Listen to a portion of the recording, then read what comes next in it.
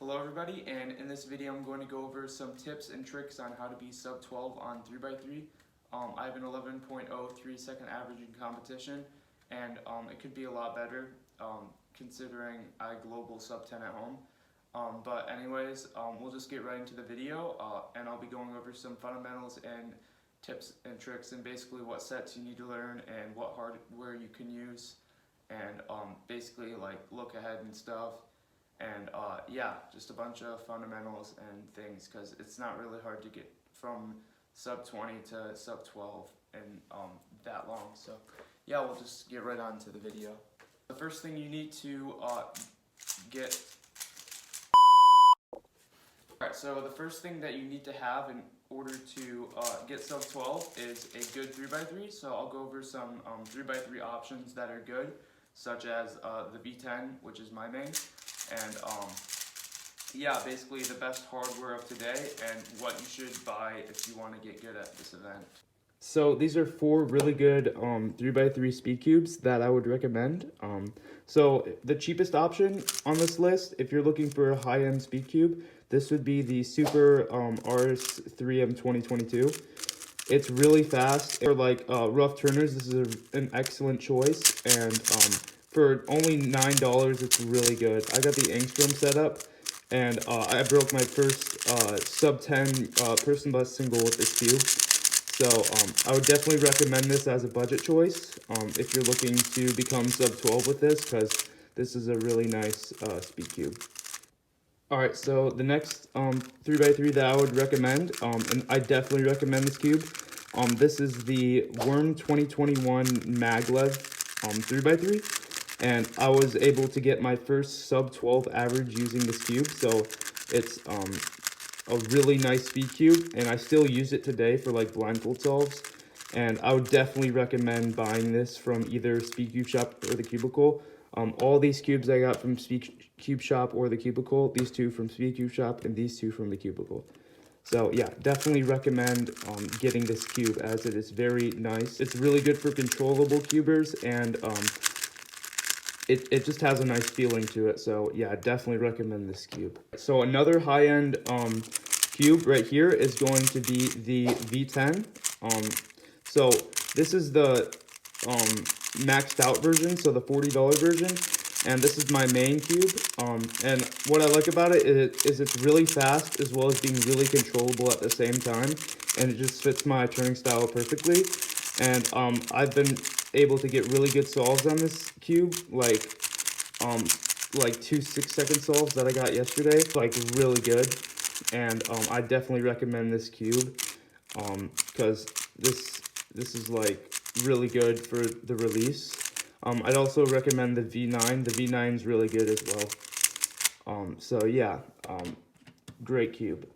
And the last cube on this list, one of the favorited amongst cubers, this is going to be the RS3M V5 UV ball core. Now this cube is phenomenal. Like, if you have it at the right setup, I don't even have it on a good setup, and it already feels insanely good. Like, I love this cube so much. Definitely recommend the V5 if you're looking for a budget but not budget option, because it's really premium and feels really nice. And most sub 12 people use this cube and main it as their main. So definitely recommend this cube if you're looking just for a puzzle that's really good.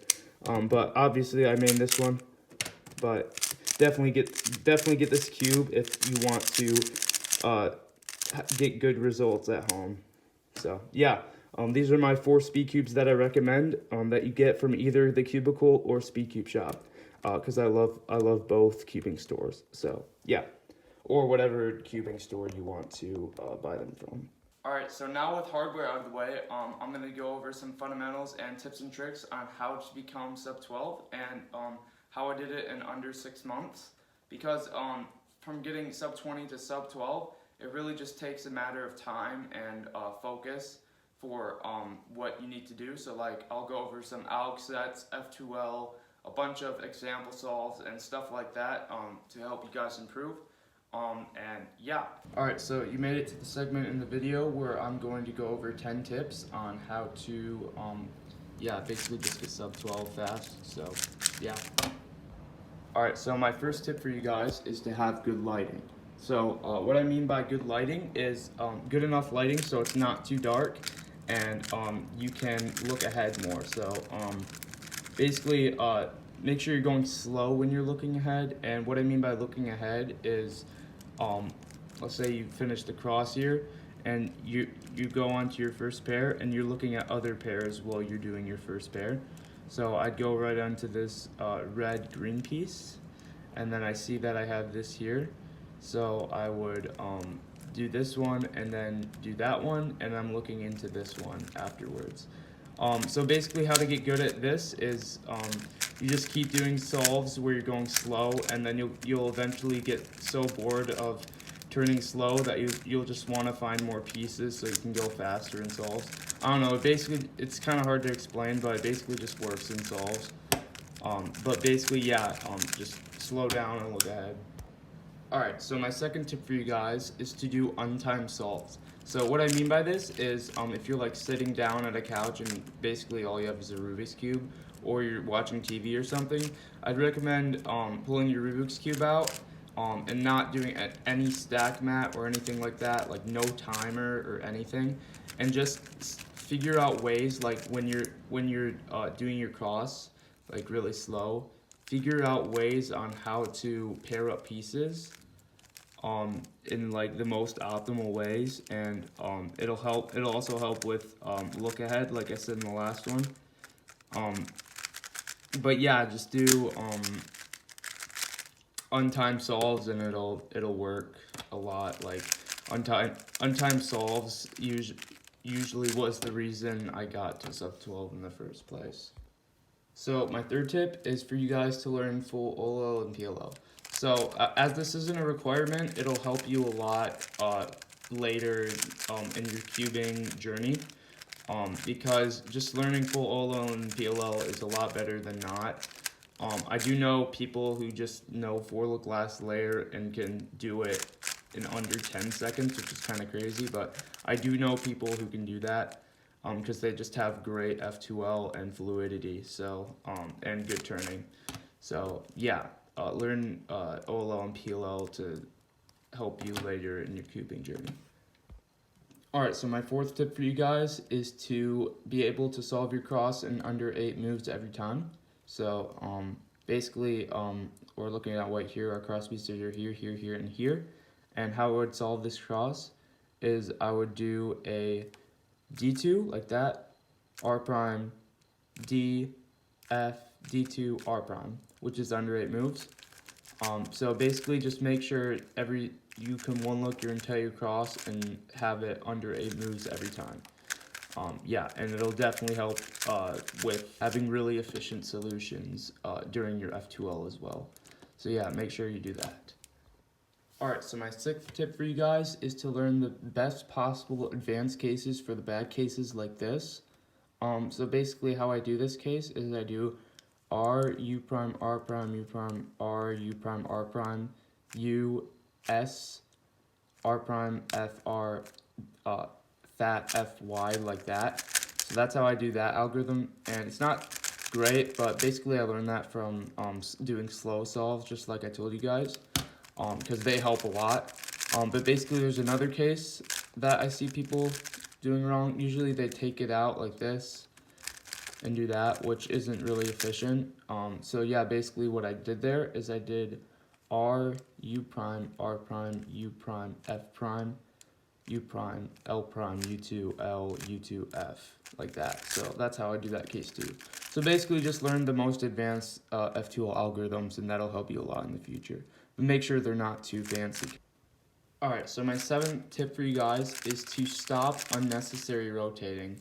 So basically, I see a lot of young and inexperienced cubers rotate for like PLL and OLL cases when they can just do like a U for this case, do the algorithm, and then yeah, like you don't need to rotate for those.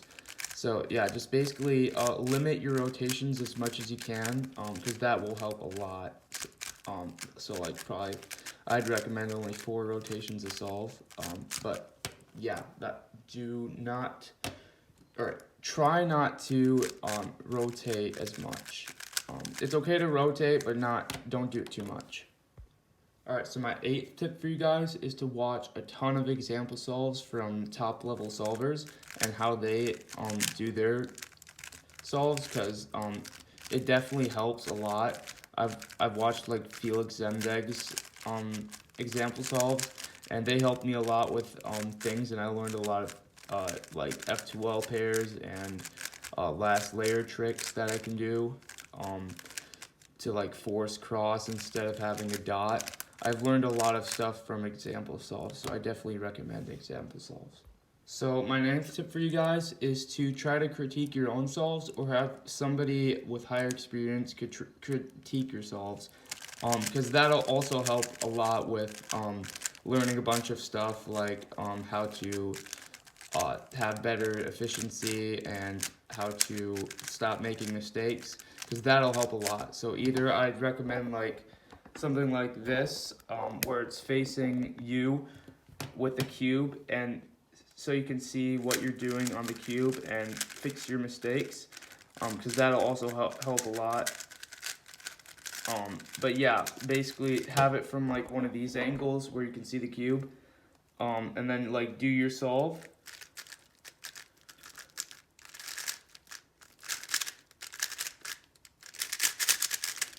And then put it in slow-mo and analyze it, and see what you did wrong there and see what you can improve from that solve. Or like you could do an average of 5 or something, and then see what you did wrong for those solves. Because trust me, it helps a lot if you either critique your own solves or someone critiques yours. That's the point of critiques, basically. So yeah. And my final tip for you guys is to have good TPS. So basically what this means is make sure that your turns are very accurate when you're turning. So if you're going like really fast and rough, it's not good because you're catching a lot. So basically what I would recommend is, while you're doing slow solves, that every single turn is complete and not catching, so that you can have good fluidity during fast solves with look ahead. So yeah, basically have better TPS from doing slow solves, and yeah, it'll help a lot. So yeah. Alright, so we'll be doing white cross on every one of these solves. So first solve. Alright, so what I see here is our cross pieces are here, here, here, and here. So how I would do this is I would look for this pair in inspection. You don't have to do first pair inspection, but I do it. And what I do is I'll know that this piece goes all the way over here after doing these moves, and then this piece right here will go over here after doing the B2 move in the back, or this B move in the back. So what I would do is R prime, L, B, R prime, U prime, F2, like that, and then I have this pair that I predicted right in the front. So what I would do is this for that first pair, and I'm looking ahead to this pair right here, which I do like this: R prime, U prime, R2, U, R2, U prime, R. And I'm looking ahead to this pair, which I do like this: R, U, R prime, U, R, U, R prime, which actually cancels. And then I'm looking at this pair, so what I would do is R, U2, R prime. And what I would do here is a sledge to force cross on top, like that. And then what I would do is the COLL, which is basically a Nicholas. So what that means is L prime, U, R, U prime, R prime, U, R prime, like that, or whatever. And then you do an H prime, which I do like this. So yeah, that's what I do for the first solve. All right, second scramble. All right, so basically what I would do for this cross is our cross pieces are here, here, here, and here. And what I would do here is I would do an L prime, F prime, L2, R prime, D prime, R, D2.